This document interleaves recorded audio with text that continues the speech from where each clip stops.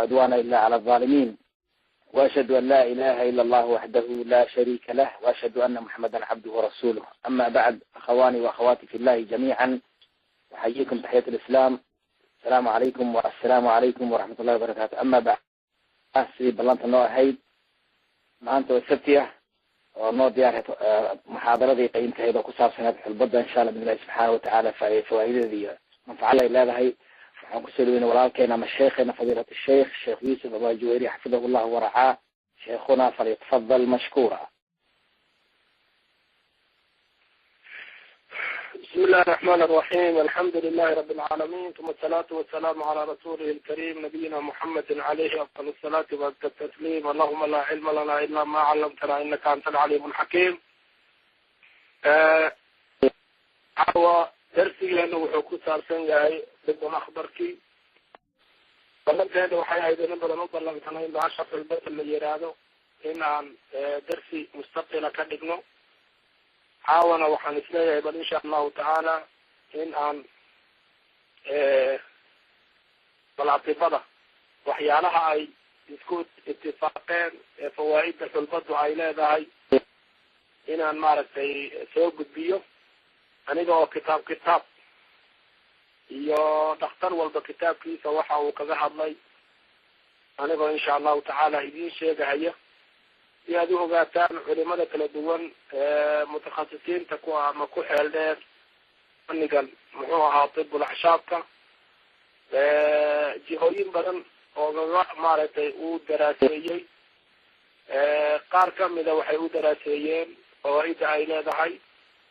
qaar kamida waxay u daraaseeyeen fawaaida ay leedahay iyo muxuu ahaa icjaaska ku jira ay maaragtay laga faa'iidahayo, yani waxyaalaha ku jira oo cajiibka ah oo maaragtay laga faa'iidahayo. qaarkoodna waxa weeye cunno ahaan oo dawa ahaan ah bay uga hadleen. marka waxaa la yidhahdaa shayga markii la rabo qiimihiisa inaad ogaatid waa inaad ka dhegaysato culimo kala duwan, profesoro iyo dhakhaatiir iyo dad maaragtay kala duwan. ibnu taymiya wuxuu dhihi jiray raxmatullahi calayhi, idaa aradta an taclama khata'a shaykhika fajlis ilaa gayrihi. haddaad rabto sheekhaada inuu khaldan yahay wax ka khaldan yihiin inaad ogaato haddaad doonayso, sheekhyo kaleetaa la waraystaa oo duruusta laga qaataa. cilmigu marka wuxuu u baahan yahay in laga ruuxdo culimada. inba meel baa laga yaabaa mid wax ka qarsoomay baa laga yaaba ka kale inuu ilaahay u furo subxaanahu watacaala. maadadii cilmiga ahayna kama dhexbaxaysa dadkii. haddaad markaad mid mucayana ku tacalluqda waxaa macquula inay fawaa'id badan ku dhaafto. saas darteed marka dadka dalabatul cilmiga in la xadido oo dad mucayana oo lagu xidho waa laga fiican yahay. waxaa wanaagsan inay maaragtay meelo badan, kutub badan iyo culimo badan iyo maaragtay dad badan oo kala duwan inay wax ka dhegaystaan si maskaxdooda ay u waasic noqoto oo cuqdada iyo taqayidka oo muxaqadasaa lagu taqayidi karaa. ragguna xaqa ma aha, xaqaa ragga lagu gartaa ragga xaqa laguma garto. sideedaba marka in waxaa la rabaa bal faa'iidadiisi loo helo in tanawuc la sameeyo. caawo marka waxa weeye insha allahu tacaala bal aad maskaxdiina u fura. waxaa laga yaabaa inay dheeraato oo wakti badan qaadato, sababto ay tahay waxaa agtayda yaalaan umalaynayaa 10 kitaab in ka badan oo dhakhaatiir kala duwan ay leeyihiin ay fanniga wax ka qoreen, maaragtay culbada wax ka qoray. kuwa mushtaraka ku ahoo maaragtay isla diraaseeyey oo maaragtay profesorada waaweyn oo muslimiinta caamku ah oo isla sameeyey muxuu ahaa baxsiga, iyo kuwa nin walba goonidiisa uu leeyahay oo buxuud caalami ah oo maaragtay cilmi baarid caalami ah oo la sameeyey, iyo kutub maaragtay mutanaawal adduunka oo dhan luuqado badanna lagu turjumay baa hortayda yaala. marka waxaan doonayaa marka sheekh walba in aan maaragtay waxyaalaha ugu muhiimsan uu yidhi inaan maaragtay soo gudbiyo, anoo weliba idin tilmaamahaya safxada uu maaragtay kaga hadlay si aad idinkuna maaragtay fawaa'idii aad usii heshaan oo baxsigii usii dabagashaan.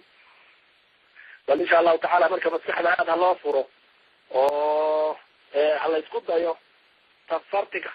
meelaha qaarkood ay ku kala duwanaanayaan in la isticaabiyo insha allahu tacaala. waxaan ku bilaabaynaa marka kitaabka ugu horeeya موسوعة الأدوية الطبية طبيعية التداوي بالأعشاب والخضار والفواكه. هذه يعني فريق علمي وعلى إشراف كتمي يعني أنت كتابك في سجع الدكتور سمير عبد الخالق العقار أي كتمي حلبة مركب مركب كهد هاي حلبة كما صاحب شيء كما قعيك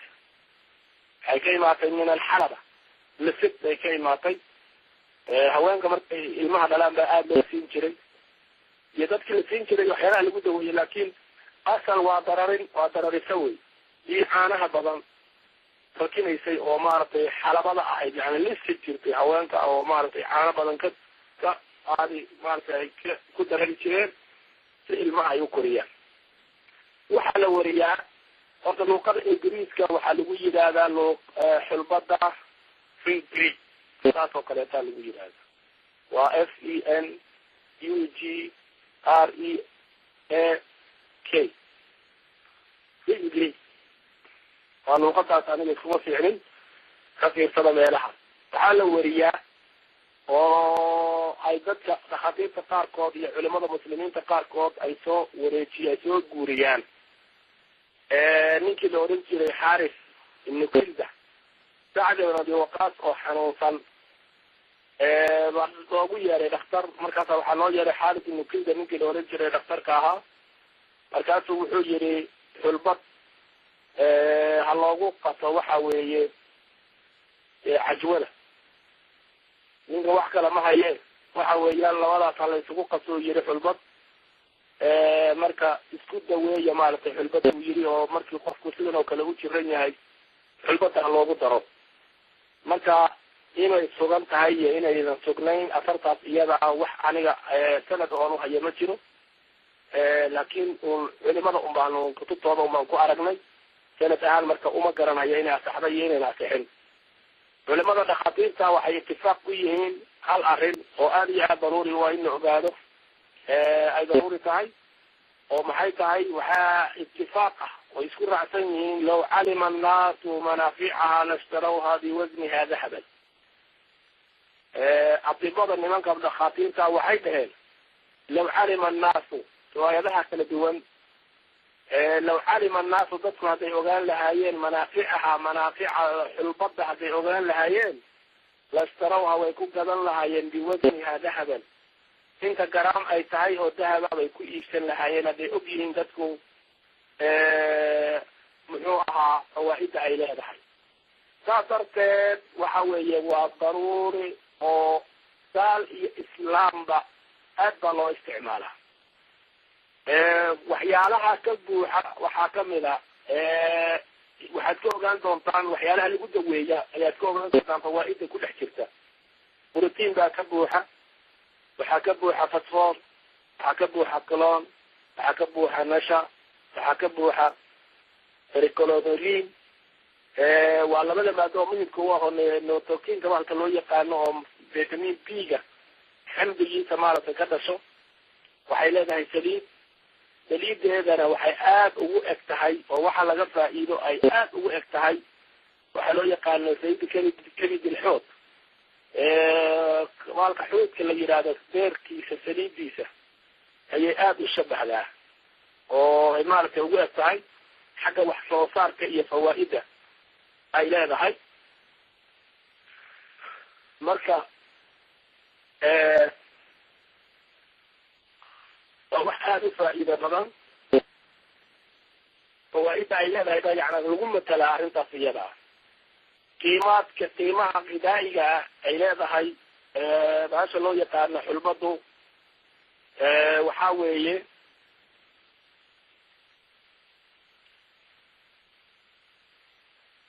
waxaa lagu daweeyaa number 1 calool fadhiga weliba musminka waxaa intii biyo lagu qooyo ayaa malab lagu qasaa. waxaa lagu daweeyaa bawaatiirta ayadana waa la cabaa intii malab lagu daro. waxaa lagu daweeyaa amraadu sadri cudurrada laabta ku dhaca ama shafka ku dhaca adiga neef mareenka dheh isagana waa la qaata intii marka biyo lagu qooyo lagu bariisiya marab lagu daraa ama waxa weeye intii la kariyo oo 10 daqiiqo camal la kariyo baa lagu daraa maaragtay muxuu ahaa malab waxaa lagu furaa dadka qaba cunadu ka hor imaatay waxay u furtaa cunada waxay xoojisaa caloosha waxay maaragtay aad la dagaalantaa ama ay qofka calooshiisa ka fiijisaa ama ay ka xerisaa waxa loo yaqaano gooryaanka waxaa lagu daweeyaa caatanimada dadka caatada ka sheeganaya oo uu ku haya maaragtay cuno kastoon cuna waxba way ii tari leedahay caatadana waa lagu daweeyaa iyadana oo wadanka iyo qofka culayskiisa ay kor u qaadaa cilbado waxaa lagula dagaalamaa cudurrada ku dhaca muxuu ahaa bahasha loo yaqaano xameetida waxaa lagula dagaalamaa iyadana oo maaragtay lagula dagaalamaa caana yarida haweenka ilmihii waxba ayna ka helaynin inay ilmaha naas ka helin waxaa lagula dagaalamaa oo isagana maxaan jeedaa isagana wuxuu u wanaagsan yahay maanta dumar badan oo dhaqamo badan oo aan maaragtay dadka muslimiinta ayna lahaan jirin baa soo kordhay dhaqamada soo kordhay waxaa kamid a gabdho doonahaya inay maaragtay naasahooda waaweyneeyaan oo maaragtay xoog u yeelaan ma doonaya wax laga faa'iidayo taasna intay dawooyin sunna iyo balaayo ay ismaqaarkooda marin lahaayeen subax walba inay bakeeri xulbada inay cabaan ayay ku samayn karaan arrintaas oo aada u anfacaysa sababto ay tahay marba haddii ay caanaha badin hayaan naasihiina waa weyweyneynayan aad bay maaragtay mufiid ugu yihiin haddii saliideeda la helana 3 nuqtaba kasii fiican waxaa lagu daweeyaa oo kale xulbada iyadana dawo u tahay dadka timuhu ka go-aan doonaya inay maaragtay timahooda ka dhamaarto waxa loo yaqaano kakabka iyo go-a iyo inuu ka dhamaado qofka doonaya isagana waxa weye xulbadu cabahaya haddii kale xulbada biyaheeda intuu karkariyo ayuu ku dhaqahayaa kitaabkaas waxa weeye aan hadda idin akriyay sheekii aan maaragtay magaciisa yani lajna dhan baa diyaarisay oo fariiq cilmi ayaa fariiq dhan baa maaragtay diyaariyay kitaabka isaga ah waxaana ishraafay doctor samir cabdilkhaliq alcaqaar ama caqaar ayaa ishraafay oo si fiican maaragtay uga qayb qaatay raggii maaragtay ku kontarool ayay kamid ahaa kitaabka labaad oo aan u gudbaynana waxaa weeye doctor cabdilbasit maxamed sayd in la yidhaahdo ayaa maaragtay iskale xulbada marka waxa weeye doctor cabdilbasit maxamed sayd markuu ka hadlahayo waa ninka caalam alislami culamaa oo muxuu ahaa ijaaz alqur'aani wasunna ninka hadda madaxda u aweeye waa nin caana ama mufrad caalama ayuu ka yahay caalam alislami oo aad maaragtay loo garanhayo shaashadaha telefisyoonadana in badan baad ku aragteen isagoo ka hadlahayo cabdilbasit maxamed sayd doctor cabdilbasit maxamed sayd maasha allah waa nin labada maadaba aada aqoon ugu leh aqoonta diiniga iyo aqoonta waxa weeyaan tibiga maadiga ah iyo waxa weeyaan midda nabawiga aba aad nin ugu xeeldheer weeye oo axshaabtana mutakhasis ku ah tibigan kaleetana mutakhasis ku ah bal la oran karo wuxuu leeyahay dawooyin xagga beerka ku saabsan oo asagu uu maaragtay istiraaxay oo asagu maanta uu hagaajiyey oo adduunka dhan laga isticmaalo waxaa jira iyadana dawo uu asagu sameeyey oo caalamiyan loo isticmaalo oo ku saabsan amraadul muxuu ahaa indhaha sida maa zarqa ama maa waxa weeye biyaha cad ama biyaha maaragtay jaallaha labadaas ba maaragtay wuu leeyahay fayruusaadka ama dhibaatooyinka ku imaada beerka bini aadamka asagana wuxuu ku leeyahay iqtiraac buu ku leeyahay dawo asagu sameeyey caalamiyan loo isticmaalahayo ayaa jirta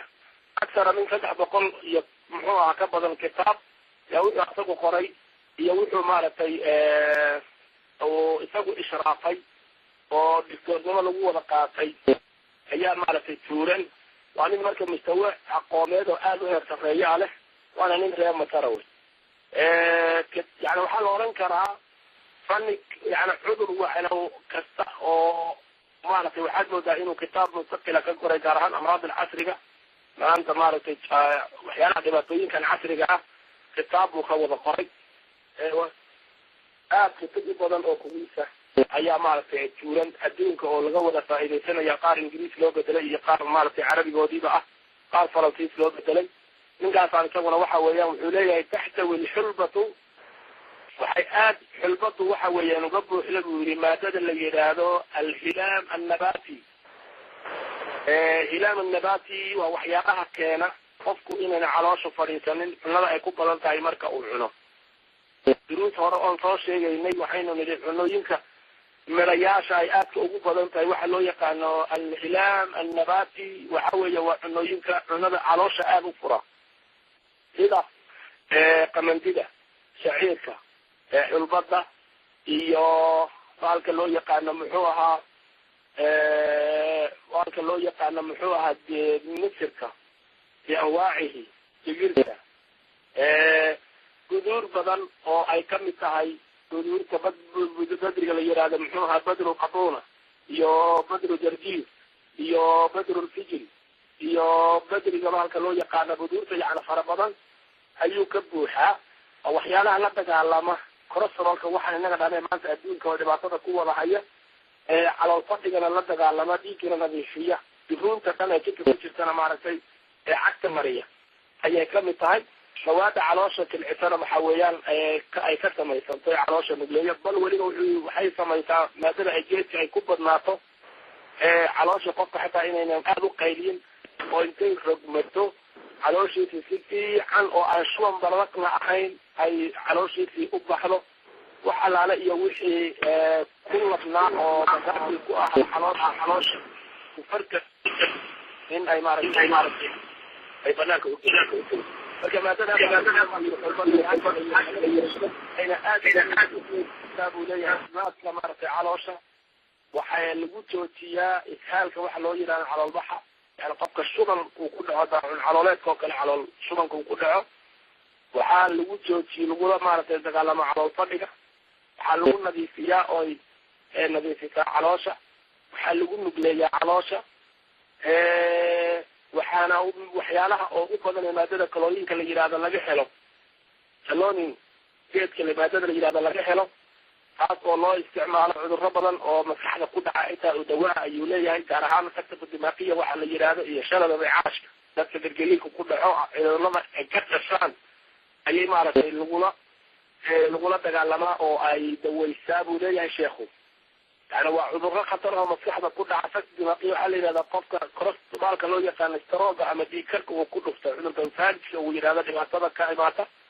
ama dadka inta systemka nerfiintu khalalka ku dhaco maskaxdii gergeriira ayna waa inu dhahno hebel gergeriir buu qabaa ayaa lagaga hortagaa oo lagu daweeyaa ay daweysaa awraaqda xulbada wuxuu leeyahay waxaa ka buuxda maado la yidhaahdo carotin baa ka buuxa oo iyaduna aad iyo aad muhim ugu ah waxa weeyaan agsidada waxa loo yaqaano lana dagaalanta waxyaalaha maaragtay tashaquqaadka ku imaada muxuu ahaa meelaha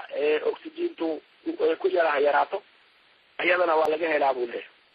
masruufkeeda marka waxaa kaloo lagu daweeyaa intifaaqa dadka caloosha waxa weeyaan ay dirto mar kasta waa lagu daweeyaa waxa loo yaqaano xulbada buu leeyahay sheekhu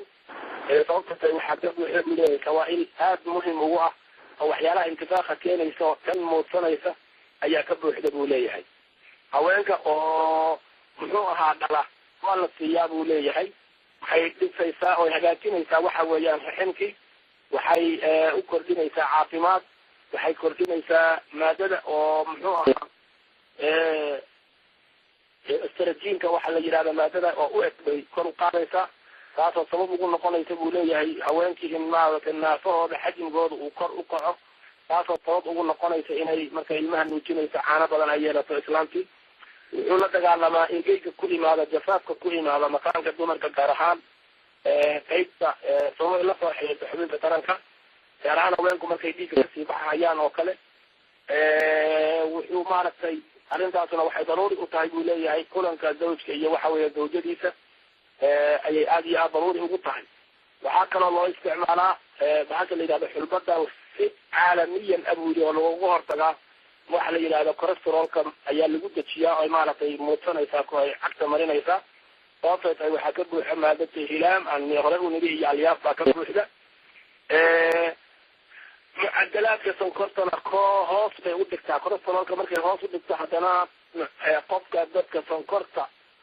iyadana aad bay maaragtay hoos ugu dhigaysaa ama way balansi garaynaysaa qofka sonkortiisa tii hoos jirtayna kor bay usoo qaadaysaa tii kor jirtayna hoos bay udhigaysaa waa dhinacii maaragtay sonkortii dhinacii kolestaroolkiina waa sida waxay aad iyo aad muxuu ahaa ugu tahay buu leeyahay muhim haweenka ilmaha nuujiye inay isticmaalaan baashaas iyada wax badan bay ufaa'ideynaysaa iyaga iyo maaragtay ilmahoodaba caano badanna ilmihii waa ka helhayaa caafimaad badanna hooyadii way ka helaysaa hooyada caafimaadkeedana ilmaha caafimaadkiisa ayaa maaragtay ku xiran intaas iyadana waxaa iskale cabdulbasit maxamed sayd wuxuu ku leeyahay kitaabkiisa loo yaqaano atib lakbar ayuu ku leeyahay raxmatullahi calayhi ilaahay subxaanahu watacaala khayr ha siiyo waxaan u gudbaynaa isagana ninka la yidhaahdo doctor maxamed sayd arnaob ayaan isaguna oo culamada waaweyn ee fadhiga ayaan isagana u gudbaynaa wuxuu leeyahay isaguna doctorkaas isaga ah kitaabkiisa loo yaqaano alcilaaj bilghidaa'i almutawaasin isagana wuxuu ku leeyahay xulbadu markii intii biyo lagu bariisiiyo haddana la kariyo waxay caam ku tahay buu leeyahay cudurada caloosha in lagu daweeyo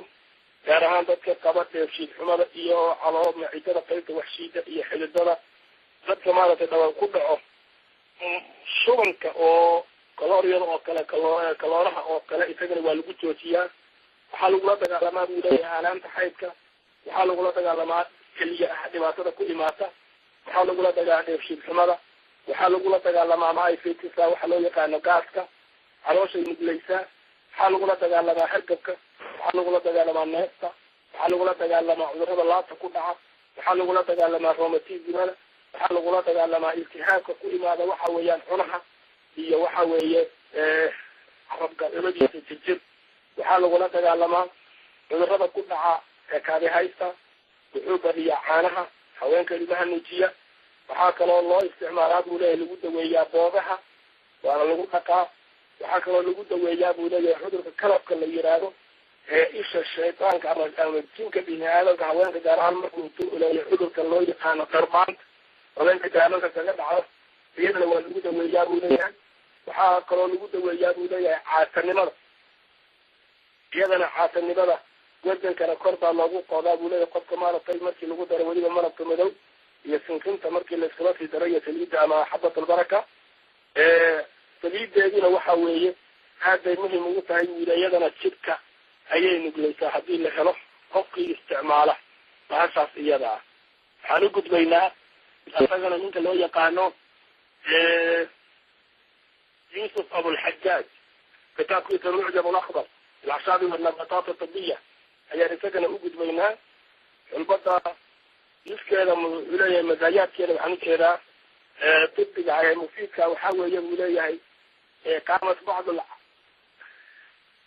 المعامل الفرنسية باستخراج خلاصة الحلبة وتعبئتها في زجاجات وجعلها شرابا للمحفاة لقصد زيادة أوزانهم وفتح شهيتهم للطعام تحت أسماء تجارية متعددة.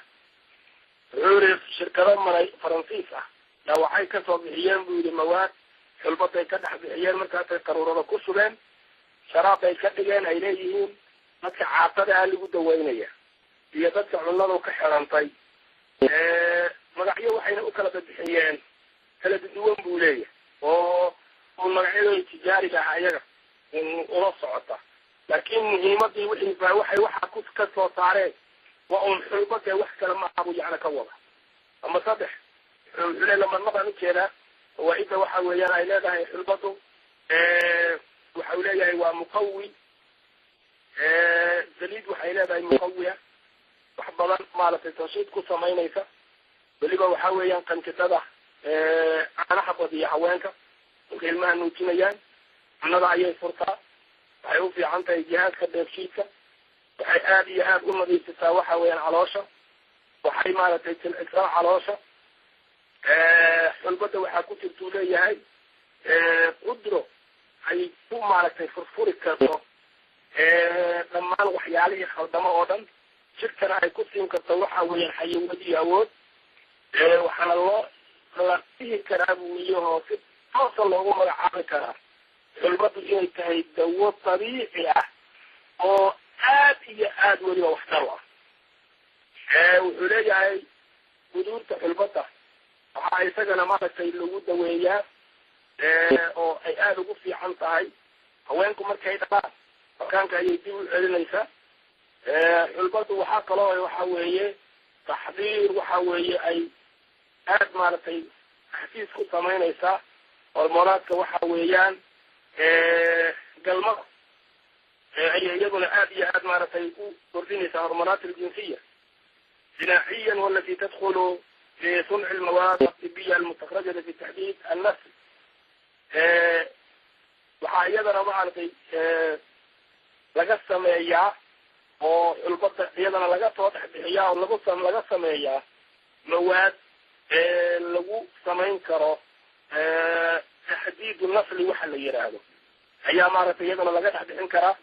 oo laga samayn karaa awal hore inta badan waxay ka dhex samayn jireen bini aadamka jidkiisay ka dhex bixin jireen xulbada nafteedana waa laga heli karaa baa la yidhi waa laga soo dhexbixi karaa oo dadkii si toosa ayada maaragtay loogala dhexbaxo waa lagu samayn karaa yani fawaaida iyo waxa ku dhex jira badnaanteeda meesha iyada dad baa sixil marka u fahmay oo waxay dhaheen xulbadu tarankay hor istaagtaa bay dheheen oo meeshaasay umaleeyeen inay tahay macnaheedu inay maaragtay ay tarankii hor istaagayso maahe waxa weeye mushtaqaad ayada laga saaro yaa waxaa la isticmaali karaa intii la hagaajisto in maaragtay lagu badiyo mawaadii taranka keenaysay si ay intay u fasahaadiso ay dhalmadii u celiso ama markii ayaa ahaan loo isticmaalayo way korisaa oo haweenku ay ku dhacda buruuda jinsiya haweenka ay ku dhacda muxuuha bacdu jinsi dadka taranku ka xumaado oo dhan waa la siiyaayo waa lagu daweeya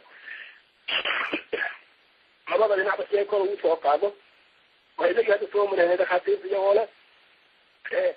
hormoonada oo ostrojinka oo haweenka macnaha u badiya ayay kor usoo qaadaysa waa inagii soo maraynay waana utegi doonaa hadalada ay culimadu leeyihiin arrintaa marka waa si fahmi weye yaan maaragtay halaga fiirsado macnaheedu marka waxaa macquula in dadka qaarkii ay si xun u isticmaalaan mari dhexdeeda waa nigin ka sheekeeyey waxaan soo galay musaaxidad aad u fara badan ay joogaan nin baa wuxuu ugu sheekeynayaa dadkii baasha la yidhahda sinjibiishaan aniga tijaabiyayo nin allaaliga midkii sinjibiil isku taabta islaan dambe ku xagi maayo yani raganimadiisa eber bay baxaysaa muqaaxidan iyo ummadan buu ugaga sheekeynaya dee waadna garan kartaan ilaahay subxaanahu watacaala qur-aankiisa wuxuu ku sheegay oo muxuu ahaa abad abad maaragtay taagan oo joogto oo qur-aankii lagu dhex akrinayo inay ka madaro ay bini aadamkii dhannaa tarankiisii wixii sababta u ahaa inay hor istaagayso qofku isagoon xitaa cilmiyan u baarin maaragtay si daqiiqa wuxuu fahmi karaa inaynan iskeenaynin shay waxa weeyaan qur-aanka lagu sheegay oo haddana weliba waxa weeyaan quudkii ahlujannaha ah oo ilaahay subxaanahu watacaala uu sheegay dadka ahlujannaha ninkii in 100 nin quwadood la siinayo wuxuu leeyahay qofkii isku taabta waa bas maaragtay raganimadiisi waa u dhamaatay marka soomaalidu waxay dhahaan si xun wax u sheeg sixir waa ka daran yahay bay dhahaan xaqiiqatan mawaadan xagga caafimaadkaana aad ayay maaragtay usoo dhexgeli kartaa barnaamijtaas inay dad badan meelaha qaarkood markay arkaan ay si xun intay u fahmaan ay maaragtay dhaafaan oo meeshii aan munaasabka ahayn meeshii munaasabka ahayd ama sidii hadalka loo yiri si aan ahayn ay u dhigaan waa macquul aan kasii gudubna marka arrintaa kusii dheeraan mayno fawaaida kaleeta xulbadu leedahay waxaa kamid a sharaab baa laga dhigtaa haweenka markuu dhiigu ku joogsado oo dhiigga imaatirkiisa uu ku yaraado iyagana intay laba qaado xulbada midhaheeda ay ku bariisiiyaan biyo ay subixii intay 3 qaadsiiyaan ama kariyaan ay 3 qaado maraba ku daraan ay dhiigga imaatirkiisa ku badinayaan waxaa loo isticmaalaa xulbada iyadana saddex jeer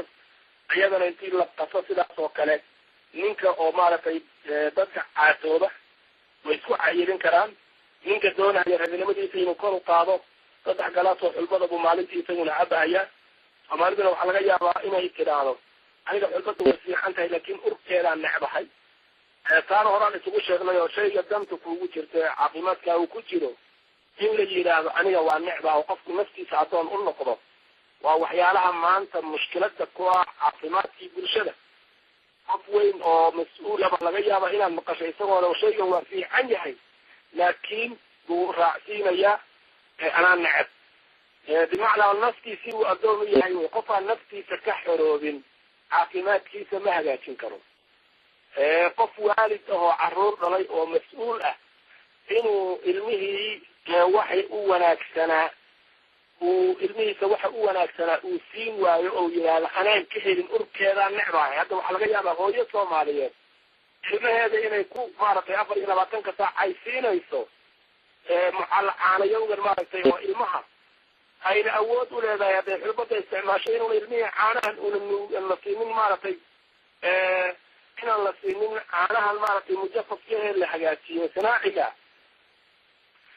intaa waxay u diidaysaa ilmaheeda inay anfacdo anaan ka helin urkeedaana ka helin urkeedaana ka helin. gabadh baa beri dhexdeena waxaan ku ii waxay tiri ilmihiiba waxba igama nuugo oo waxay tiri maaragtay waan sii gurahayaa. markaasaa le xulbada isticmaal oo maalintii 2 galaas 3 galaas ka cab xulbada. xataa dadka etoobiyaanka ama salaamayba tiri urka iiga soo uri xulbada iiga soo uri darteed baadana u salaamay. marka waa nasiib darro qof waalida oo ilmihiisii wuxuu ku anfici lahaa sixadoodii iyo caafimaadkoodii inuu yidhaahdo aniga ma jecli waxa. inta badanna maanta mushkilada waxa waa hooyooyinka dhibaatada haysata soomaaliya taasaa kamid a. bulshada soomaalida waa dadka ugu tagistaa doona isbitaalada waa dadka oo ugu daweysmi yar dawooyinka. inta badanna hadda qof cunno u baahan dawadii waxba uma tarayso. bulshada soomaalida jirooyinkeeda inta ugu badan waxay uga imanaysa waa cunno xumo. hadda qofkii markuu cunno xumo haysana dawadii waxba uma tarayso. maxaheeda inaad cayrtiin oona lacag haysanin oo wax wanaagsan maaragtay aan wax lagu gadanalaayahay ma aha. waa suuq idaara waxa weeye waa naftii oo loo hoggaansamay oo qofku maaragtay leeyahay aniga waxaa ma jecli waxaa kama helo waxaasa laga bixinaya. marka musaakilka in haysatay kamid tahay 3 galaas oo xulbada qofkii ninka ragga xoogaa raganimada hoos uga dhacda hadduu maalintii 3 galaas oo xulbada cabo asagana waxa weeye raganimadiisii cirkaasay maaragtay isaguna tagaysaa. marka waa iyadana waa lagu daweeyaa dacful jinsiga waxa la yidhaahdo. waxaa kaloo lagu daweeyaa lamber 6 waxa loo yaqaano muxuu ahaa haweenka iyagana ay ku dhacdo waxa loo yaqaano buruudat aljinsiya. haween iyadana aan ninba u baahnayn oo maadada oo muxuu ahaa hormoonka dukuuriga intuu kor ugu soo kaco ninba aan waxba ku faraynin ilaa 12 cudur 20 cudur bayna haweenka ugaga imaataa. ضعف waxa loo yaqaano muxuu ahaa buruuda jinsiya haweenkaasna iyagana aad bay u anfacaysaa. waxaa kaloo anfacaysaa dadka ka qaba beeryarta jirada ka qaba dadka beerka keliyaha jirada ka qaba. dadka iyaga waxay ku darsanayaan khal bay ku darsanayaan dadka ka jiran dhuunta ayadana sidoo kale.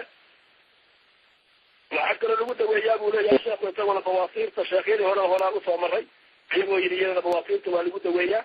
waxaa kaloo lagu daweeyaa buu leeyahay sheekhu waxa loo yaqaano boogaha. waxaa lagu daweeyaa lafaha xubno xanuunka iltihaabaadka iyo xanuunada oo dhanna waaba lagu daweeyaa buu leeyahay. waxaa lagu daweeyaa cudurrada ku dhaca waxa weeye qanjidhada. waxaa kaloo lagu daweeyaa haweenka uurayda ana inay isticmaalaan looma ogolo. haweenka markay maaragtay ay uur qaadaan inay cunaan lama rabo. sababtay tahay way kasoo fidi kartaa ilmihii. sababtay tahay mawaadii dumarnimada ay xoojinaysaa markaasaa laga yaabaa inay khalal ku keento ilmihii maaragtay ay dhibaato ugu noqoto ijhaadkiisa ama toodiciisa. waxaa lagula dagaalamaa oo kale xulbada waxyaalaha dhanaanka caloosha gala isna waa lagu suuliyaa izaalat alxamuuda oo caloosha ku dhaca. waxaa kaloo lagu daweeyaa bahasha la yidhahdo muxuu aha xulbada markii liyada iyo sactarka iyo laysku daro shumaarka waxa loo yaqaano dhiigga nadiifintiisa nimanka caloosha maaragtay geedahan aada u yaqaana waxay isku daraan geedka loo yaqaano xulbada, siinka, timirta, zabiibka, cunaabka, timirta waxaa xujada malabka. waxayna ku daweeyaan cudurrada joogtada ee ku imaada neef mareenka sida amraadu sadri oo weliba shaf xanuunka joogtada dadka qaba neefta dadka qaba waxa weeyaan neeftu ayna xoog uga soo baxayn dayqu tanafuska qaba alaabtaas oo dhan markii sidaa la isugu dardaro la isku karkariyo cuduradaas oo dhan baa lagu daweeya. waxaa kaloo lagula dagaalamaa buu leeyahay sheekhano dadka dhiiggelida ku imaato, waxanka uu maaragtay ku imaado nugeylku, cuntadu ku yaraato, dadka waxa weeyaan dhismaha jirkooda uu xoogaa khalalka ku jiro asagana waa lagu xoojiyaa. wadaadoodan famiga wax ka qoran ama caafimaadkuna waxay dhahaan sideedaba taranka wanaagsan wuxuu ku dhex jiraa jidhka wanaagsan. taranka wanaagsan wuxuu ku dhex jiraa jidhka wanaagsan. jidhka caafimaadka qaba iyo taranka caafimaadka qabana ku jira. waxaan u gudbaynaa sheekha waxa weeyaan kale isagana waxaa la yidhahdaa qaamuus alacshaq walamraad ashaa'ica watadaawi binnabaataat. waxaa iskale sheekha la yidhaahdo maxamed khaalid cusmaan shaqliy ayaa la yidhaahdaa. xulbada isaguna wuxuu leeyahay mukawinaadkeeda waxaa kamid a oo xulbada mukawinaadkeeda waxaa kamid a borotiinaad baa ka buuxa, waxaa ka buuxa waxa weeyaan amlaaxda macdaniga, fosfoor baa ka buuxa, xadiid, calcium, vitamin baa ku jirta, vitamin A da indhaha weliba ufiicanna waa ku jirta, vitamin B baa ku jirta, vitamin D baa ku jirta. waxaa ka buuxda buu leeyahay وفيها نسبة عالية من المواد العلانية. في هوريان انتو شيخنايا waxyaalaha caloosha maaragtay shukumaanka caloosha waxa weeyaan aad iyo aad ka maaragtay u hagaajiya.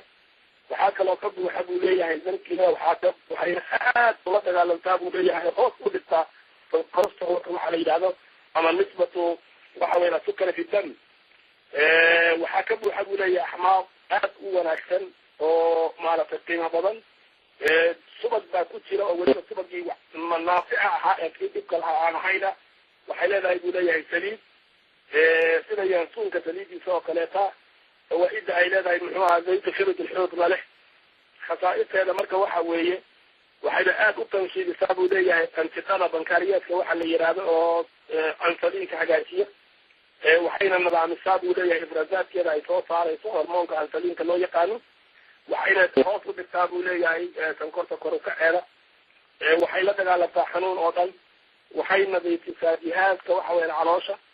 waxay la dagaalantaa dheebshiid xumada. waxay la dagaalantaa muxuu ahaa qofka caloosha soo maaragtay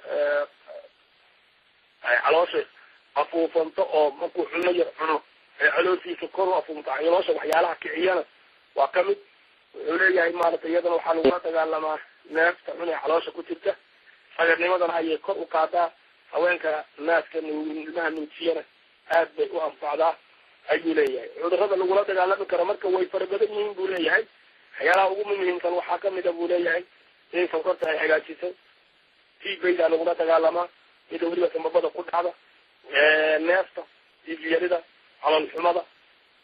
fawaa'idaas ay leedahay buu isaguna leeyahay sheekha isagaa jazahu llahu khayran. waxaan u gudbaynaa ninka loo yaqaana qaamuus alghidaa watadaawi linabaataat mawsuuca ghidaa'iya saxiixa caama. waxaana iskale dictoorkii la oran jiray muxuu ahaa axmed qudama oo raggii maaragtay aad fanniga u yaqaana isaguna kamid a. weliba inta badana marjica u ah ragga aqoonta ule fannigan isaguna aad iyo aad looga faa'iidaysto. cilmigan xadiidkana wuxuu leeyahay culbadu waxay ka buuxuleen waxaa loo yaqaana brotiinka, fosfoorka, fawaa'id dhiganta saliida la yidhahdo kabid alxuud ayay leedahay buu leeyahay baasha loo yaqaano xulbadu. mawaad aad u fara badan aana maaragtay oo waxtar ah ayaa ka buuxda. haddaan waxyaalaha ay tarto wuxuu yidhi aan hala halayno waxa weeyu yidhi horta waa lagu cayini karaa. waa cunno mutakaamila. calooshay hagaajin, laabtay hagaajisaa. waxay kordhisaa buu leeyahay ay soo dedejinaysaa hadday gabdhaha toos loo siiyo inuu dirgo dhiigu ku dhaco oy dirgo gashaantimoobaan gabdhaha iyadana aad bay usoo kordhinaysaa. dadka dhiigga yar dadka waxa weeyaan dhismaha jidkooda waxa weeyaan nugeelku ku jiro iyadana waxa weeye waa lagu dhisaa buu leeyahay jidka qofka cunabay furtaa dadka caatada lagu cayiliyaa dadkii hore weliba wuxuu leeyahay intay maraq ku daraan intay biyo ku daraysiiyaan caloon fadhiga muslimka ah iyo cudurada laabta ku dhaca iyo cunaha iyo hargabka iyo qabaha loo yaqaano neefta iyo xabka waxa weeyaan caloosha fadhiista ayay ku daweyn jireen waxaa kaloo lagu daweeyaa buu leeyahay bawaasiirta waxaa kaloo lagu daweeyaa bacful junti oo ragga raganimadu maaragtay hoos uga dhacda isaguna lagu daweeyaa waxayna nidhi waa inuu 3 galaas ka cabo maalintii oo ama biyo intii lagu bariisiiyo ama la kariyo oo lagu daro malab ama intii biyo malab lagu daro waxa weeyaan 3 koob laga cabo markii bacful juntiga lagu daweynayo weeye marka ninkii yidhaahdo hadda aniga waa iga soo uri oo ma rabo horay u taallaa waxaynu nidhi qofku hadduu naftiisa ka xoroobin isma daweyn karo waxaa kaloo mufiid u tahay buu leeyahay sheekhana isaguna ibnu qudaama oo ay aad maaragtay iyaduna ay ugu tahay maaragtay dadka caloosha xun dadka caloosha soo dibirto waxaana aad ula dagaalantaa buu leeyahay waxa loo yaqaano gooryaanka wuxuu leeyahay xulbadu marka wax kaloo la dhihi kara male waa in la yidhaahda buu yiri hadday dadku ogaan lahaayeen fawaaida xulbadu ay leedahay lashtarawha bimithliha dahaban iyada oo intay tahay oo dahaba ayay ku iibsan lahaayeen halkan isaguna waxaa u gudbaynaa isaguna kunuuz الطب الشعبي البديل baa la yidhaahdaa 2 sheekh baa isla leh sheekhi hore soo maray la oran jiray cabdilbasit maxamed sayd doctor cabdilbasit maxamed sayd iyo waxaa iska leh محمد متولى الشعراوي labada sheekh baa isla leh asaguna waa kitaab aad mufiid u ah meelo badanna waxaa weeye taabanaya طب النبوي وسعي الرسول صلى الله عليه وسلم للشفاء طعام الرسول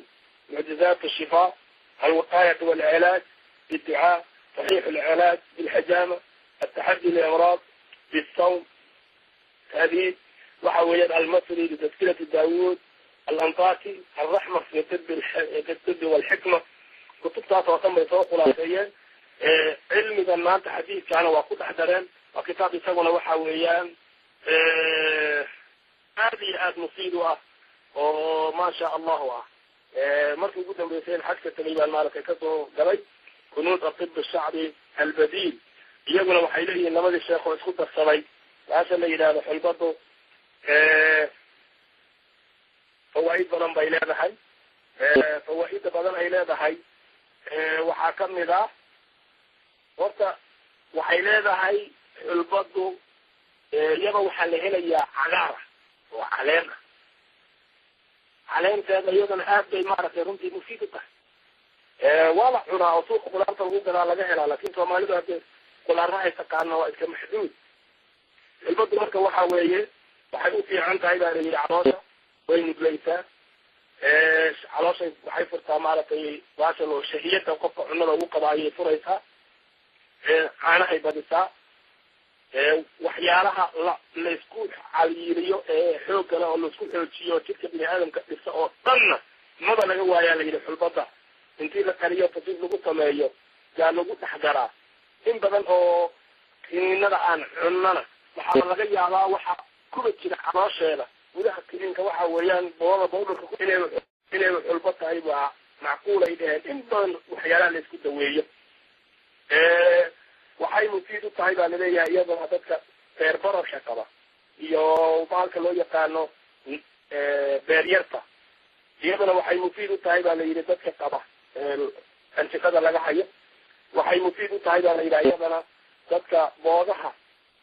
iyo dadka timuha go-aan iyadana mufiid bay u tahay weliba markii lagu daro bahasha loo yaqaano malabka ama timirta lagu daro iyo tiinka iyo xabka meelahan calo gala shabka isagana waa lagu daweeyaa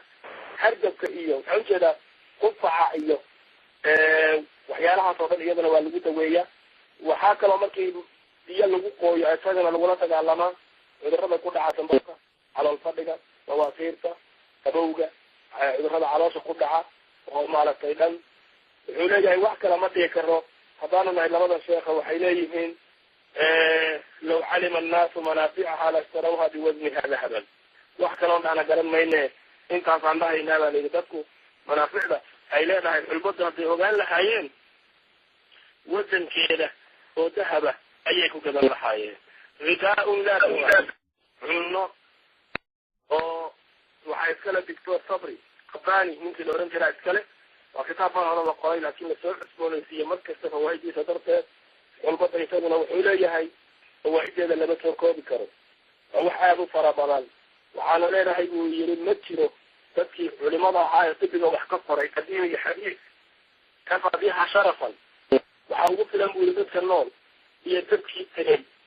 intaba waxaa ka dan buu yiri ama kaga ilaamaya dadka xulbadu in ay itifaaq ku yihiin waxtarkeeda sharafna intaasaa ugu filan waxaan kusoo gabagabaynayaa buu yidhi law yaclamu annaasu maa fiiha lastrawha bimithliha dahaban isaguna sidaasuu ku leeyahay kitaabkiisa waxa weeye waxa weeye qiimaha badan oo ghidaaun laa dawaa waxaan u gudbaynaa ninkii la odhan jiray isaguna asraar alcilaaj bilacsaab والغذاء والأذهاب أبو الفداء نيك اللي يرى أبو الفداء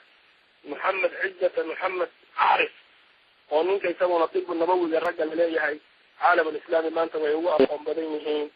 أيوم على يسمونه كمل هي ولا يحاول ولا تقال ما بعرف اللي يراه هو إدعي وكورنا هيو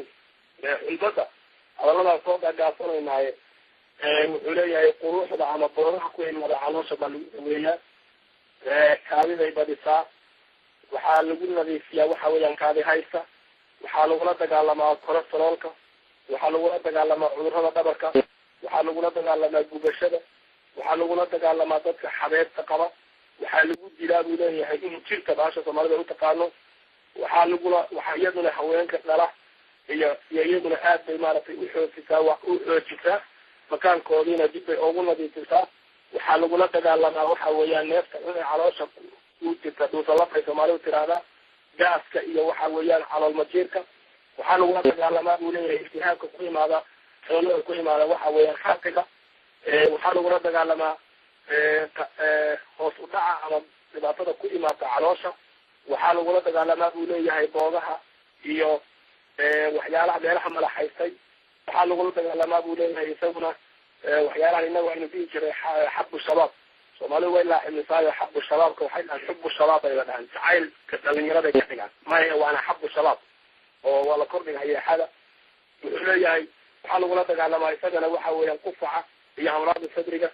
waxaa lagula dagaalamaa buu leeyahay baashan la yidhaahdo bawaatiirta waxaa lagula dagaala waxay nadiifisaa buu leeyahay hagaajisaa beerka waxay la dagaalantaa xabka waxaa lagu daweeyaa isagana boodaha waxaa maaragtay layskaga daweeyaa qabowga waxay nagu naqaano waxay xoojisaa dhiigga xabu shabaabkii aan sheegaynay dhiigga haweenka markuu maaragtay ka iman waayo isagana waa maaragtay way soo badisaa caanahay badisaa waxaa lagula dagaalamaa buu leeyahay quruuraxa keliyaha gala ama kaadihaysta gala raganimadana cirkaasay geysaa buu leeyahay gaar ahaan isagu wuxuu ku daray 200 oo garaam min alxulbati almadxuuna 200 oo garaam oo xulbada maaragtay la shiideeha maca 10 garaamaad fusq alxalabi fusq alxalabi bahalka la yiraahdo markii la isku 10 garaam 50 garaam oo badriga waxa weeyaan ama madaxa abuurka geedka loo yaqaano muxuu ahaa kaaroodka waa la isku shiidayaa buu leeyahay calaa naarin intii la shiido waa dabka la saarahayaa mar baa lagu darahayaa markay isku yar xaniglaadaan ayaa culbad lagu dhex ridahayaa markaasaa waxa weeyaan si fiican looga farxalanayaa buu leeyahay waxaa kaloo lagu daweeyaa sankarowga isagana lagu daweeyaa buu leeyahay sheekhu calool fadhigaa lagu daweeyaa waxaa lagula dagaalamaa buu leeyahay neefta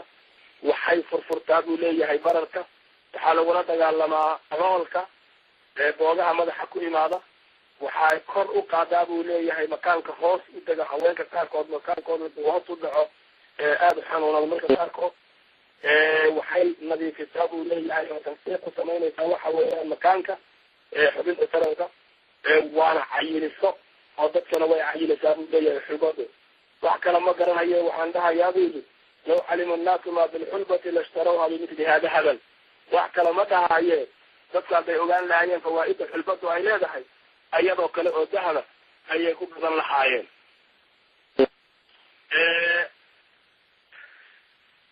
ninkii la odhan jiray asaguna muxuu ahaa wuxuu ka diyaariyey ninka loo yaqaano cabdulbasit isaguna maxamed sayd kitaab mustaqila asagu leeyahay oo aad ugaga hadlay xulbada ayaa jira asagana waa idin celinaya waxaa la yidhahdaa 90 cusba shaafiya fi bayt alcataar wadamada khaliijka oo dhan dadka dawasireedka yaqaan wadamada kaleeto sida hadda muxuu ahaa sham iyo masr iyo inta badan waxaa laga yaabaa inaad maqasho axshaabiin laakiin inta badan nimanka loo yaq khaliijiyiinta oo dhan waxay u yaqaanaan cataariin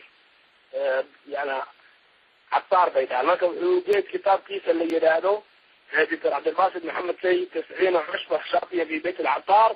ayuu aad oogaga hadlay asaguna uu baxsi mustaqila ka diyaariyey sabcada 52 halka ha laga fiiriyo aad buu asagana oogaga hadlaya jazahu llahu khayran waxaan u gudbaynaa isaguna doctorkii la odhan jiray asaguna axmed shamsuddin culbadu isaguna wuxuu leeyahay inta badan ibnu qudaama asagu daba socdaa axmed ibnu qudaama ayuu daba socdaa wuxuu leeyahay isaguna qiimaha ay leedahay culbadu cunnada gidaa'iga ah aad bay u sarraysaa waa lagu cayilaa aad baa loogu cayilaa waxaa kaloo maaragtay lagula dagaalamaa buu leeyahay sankorowga